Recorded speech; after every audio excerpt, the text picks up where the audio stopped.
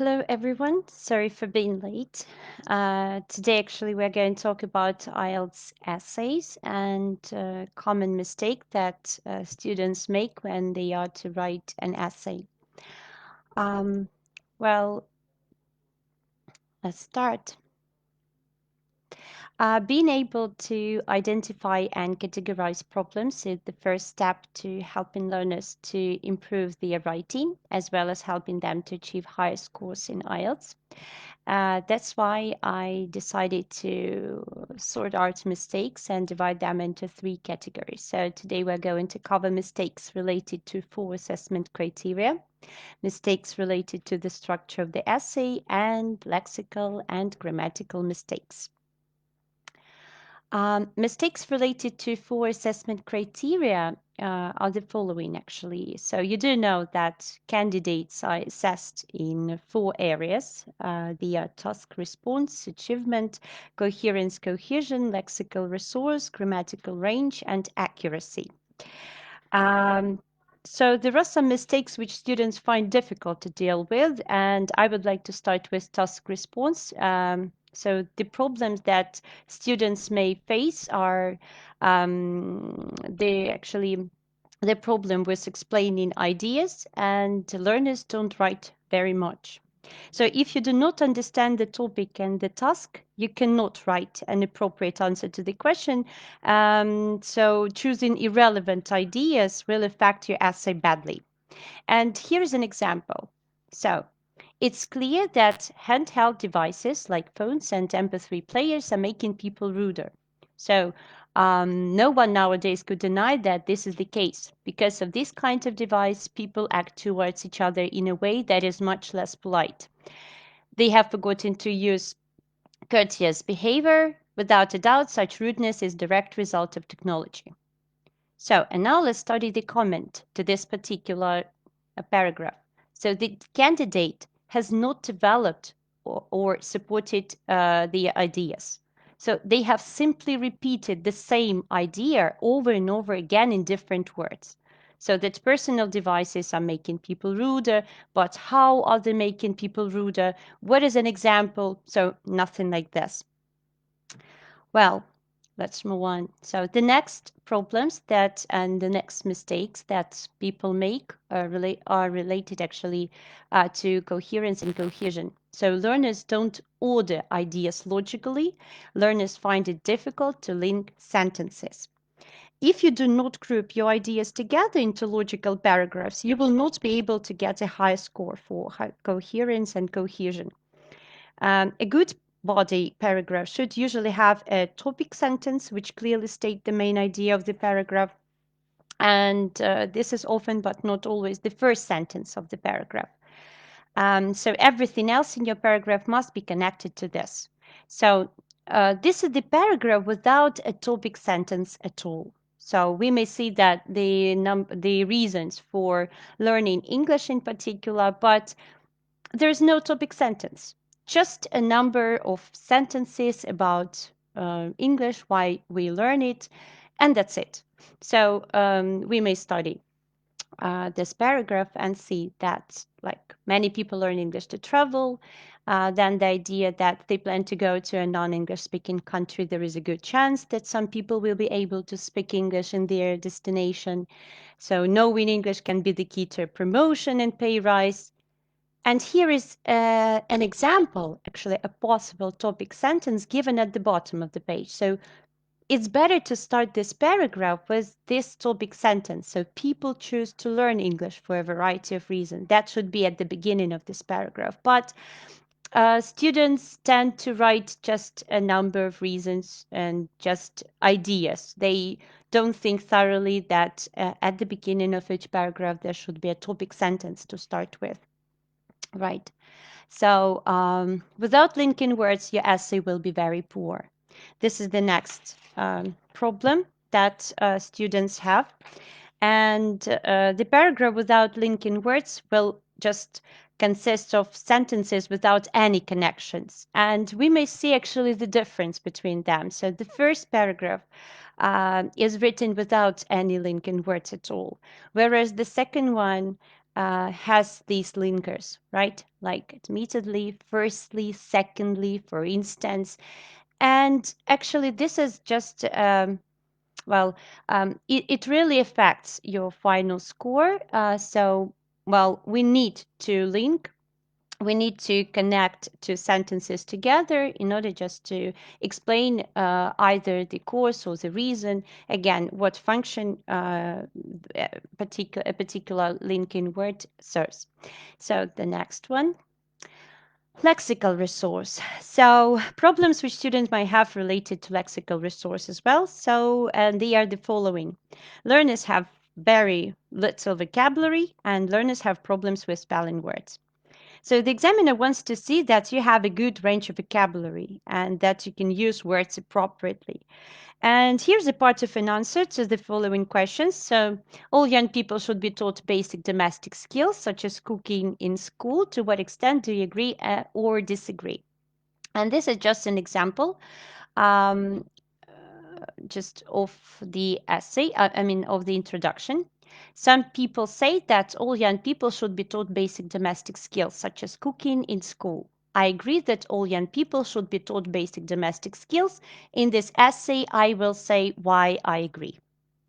So you see that the candidate has just copied the words uh, from the question exactly. And all of the other words used are very basic. They're very repetitive. So the candidate has not shown the examiner their range of vocabulary, and it's a big mistake. So in this way, we need to use more words, more synonyms. But again, today we are to study only mistakes that candidates make. So let's move on. Spelling problems.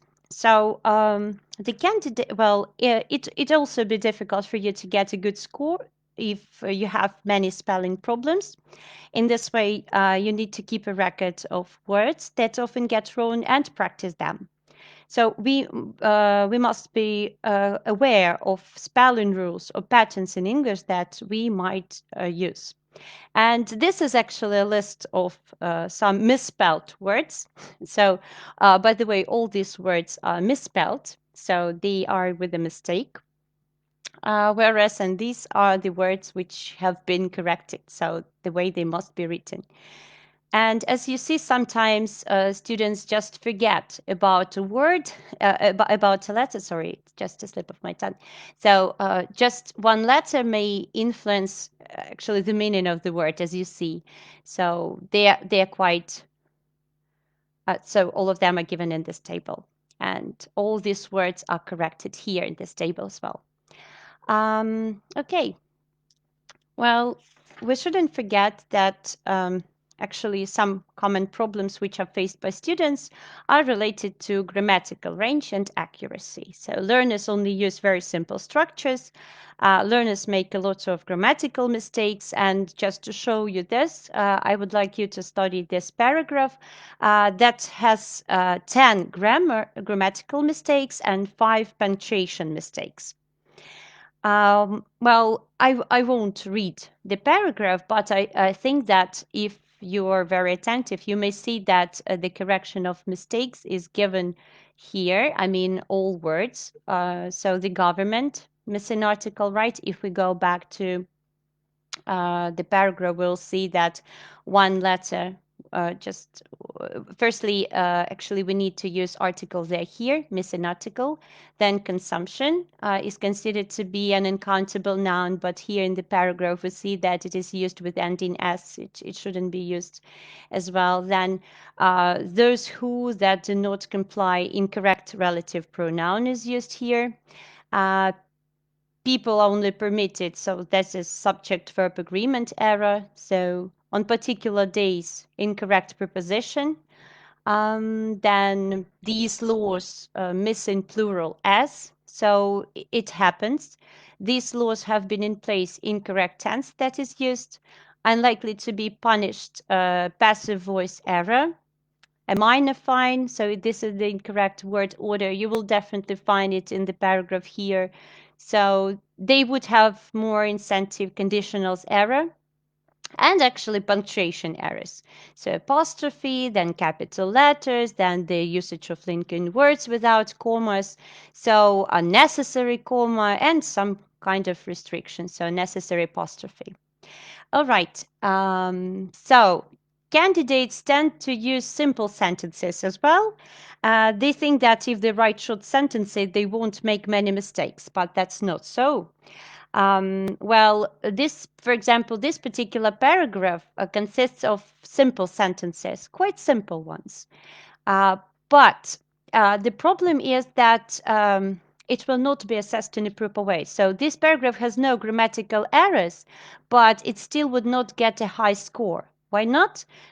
Because there is not enough range of grammar. The only tenses being used are present simple or future will.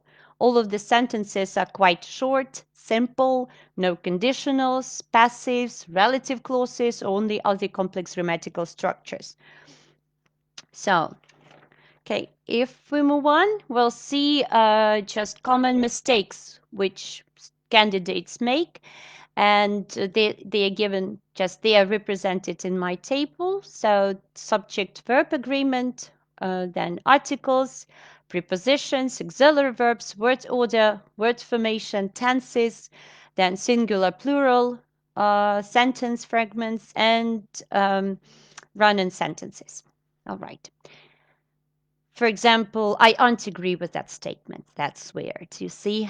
Or, for example, students may forget about articles, about prepositions, or then subject verb agreement is considered to be one of the most common ones. Well, today, actually, right now we are going to cover mistakes related to the structure of the essay. Quite a lot of mistakes are made in this particular sphere. So let's talk about introduction. So the first mistake that I believe we may face is the confusion that occurs because of the type of the essay question. So many students often forget to establish the type of their essay question, and as a result, they answer the wrong question and write the wrong introduction. I would like to show you a couple of examples, actually, what's going on if people make such a mistake. So this is the question. An increasing number of people today frequently change their careers and place of residence several times during their lives. It is a positive development. What is your opinion? And actually, this is the example of the introduction that is written. So, new technology has transformed all spheres of people's lives, including the attitude to employment and place of living. In the modern world, many people welcome and use the opportunities to live and work in different countries. I belong to this group of people. And the comment is given below. So, first of all, task one is an agree or disagree question type. And the writer has to choose if the phenomenon is positive and negative and explain why they think so. However, the author of this particular introduction states his preference about the scenario of changing careers and places of living. It shouldn't be. So let's move on. Oh, sorry, I just skipped one page. Okay, so essay number 2. Money for postgraduate research is limited. Therefore, some people claim that financial support from governments should only be provided by scientific research rather than research for less useful subjects. Do you agree or disagree?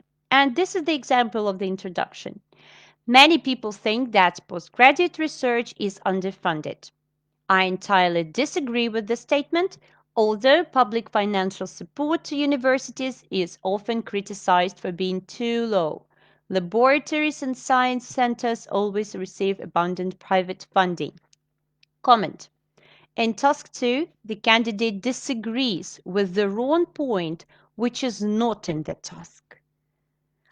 I think that it happens because students start panicking and they don't read the essay attentively, I mean the question attentively, and it definitely affects the whole essay and the assessment of the essay as well.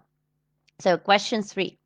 If you were given a sum of money to start a business, what business would you start? And this is the introduction. So some people choose to work independently, others prefer working for a company. From my point of view, the first scenario is more beneficial for an individual. And the comment. So the candidate did not pay attention to the type of the question, which is an imaginary situation. Again, and the final example just for you. Well, so the movement of people from agricultural areas to cities for work can cause serious problems in both places. What are the serious problems and what measures can be taken to solve the problems? And the introduction. Many people prefer living in major cities to the countryside, although it may not always be the route to personal and social well-being. The advantages of this attitude outweigh the disadvantages. And the comment. So task 4. The key phase is in the task is what problem, but the candidate writes about advantages and disadvantages. So, all right, let's move on. The next problem is badly structured introduction. So, well, and here's an example actually. So that nowadays people can work from home using modern technology. Something this only benefits workers but not the employers. Do you agree or disagree with this opinion? And I won't read you 3 introductions. I think that you may do it just by yourself, but I would like to comment on them. So, for example, in the first introduction, we may see that, introduction 1, the first introduction consists of the answer to the question, but the first sentence in introduction 2 is a topic statement, and it also includes the essay task and the response to it, but it outlines the scope of the main body in the last sentence, so it's not very good. Whereas introduction 3 includes the restated essay question, so the answer to the essay question, and it also foreshadows the argument. So we see how different introductions may be and the mistakes, because you do know that introduction is just the beginning of the essay, and we must structure it carefully, right?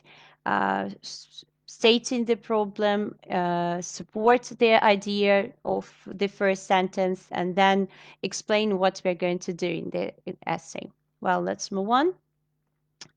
So we shouldn't write supporting examples in your introduction. So what does it mean? Here is the question of the essay. Newspapers have a big influence on people's ideas or opinions. Do you agree with the statement? And the candidate decided to start the introduction like this. I agree with the statement that newspapers can manipulate people's ideas or opinions. To illustrate, the more favorable articles about a presidential candidate appear in newspapers, the higher the likelihood for them to be elected. So it was a mistake to include this example in the introduction, because no supporting examples in the introduction. This is just a mistake. Then restating. Well, repeating the same ideas or restating is a typical mistake, and many students make in the essays. So you may repeat the same word several times, the same idea several times. So in this way, don't forget about synonyms, don't forget about structures that are quite helpful when you want to represent or when you want to share your point of view concerning the problem. So do not repeat the same ideas over and over again. Okay, so the next. Well, there are quite a lot of mistakes made in the main body, and they are the badly structured main paragraphs. So, as we have already covered, that students may forget, or you may forget actually, to write topic sentences in the paragraph, and inappropriate examples, which may be chosen. The examples are given here. So, like in this essay question. So mobile phones and the internet are very useful. However, it is rare for the older generation to use them. In what ways can mobile phones and the internet be useful to the older generation? And there are two passages actually which are trying to explain this problem. And the comment is given below that, well, in the first one we see okay, so I see the mistake actually. It seems to me that. All right. So in these two passages, we may see the examples actually of trying to show actually why mobile phones and the internet are so useful and in what ways they can be useful to the older generation, but the examples are not very good. Well, then side-tracking problems in the main body. So diverting from the topic of the essay question is a common error. So again, people may start writing about something that is not appropriate, forgetting about the main problem, about a thing that they would like to share. Again, they may choose the other topic that is not asked in the question. The next, conclusion. So in conclusion, students may make two mistakes. So they can the conclusion can be badly structured and inappropriate use of restating technique. So again, a good conclusion, restate the main points, and it may be short and clear, and it consists of approximately 3 sentences. No new ideas must be in the conclusion, and be careful with restating the problem. So sometimes, well, longer conclusions often show sidetracking, and well, candidates tend to repeat the same sentences that were used, for example, in the introduction, the same words, the same ideas, and it's not very good as well. So let's move on. Lexical and grammatical mistakes. And now I would like to share a couple of practical pieces of advice what you shouldn't use in your essays. First of all, do not use etc. when writing a list. So lists of examples should follow the patterns like A, B, A, B, and C, or A, B, C, and D. For example, one of the biggest problems in big cities is unemployment, crime, and pollution. We don't have to use etc., for example, at the end of this list. So when you are to enumerate a list of things, or so no etc. Okay. The next, no question mark in your essay. So you shouldn't use any question marks. Don't ask any questions. Well, just try to use a reported question instead of a real one. Do not use exclamation points in your essay. Don't yell at the reader.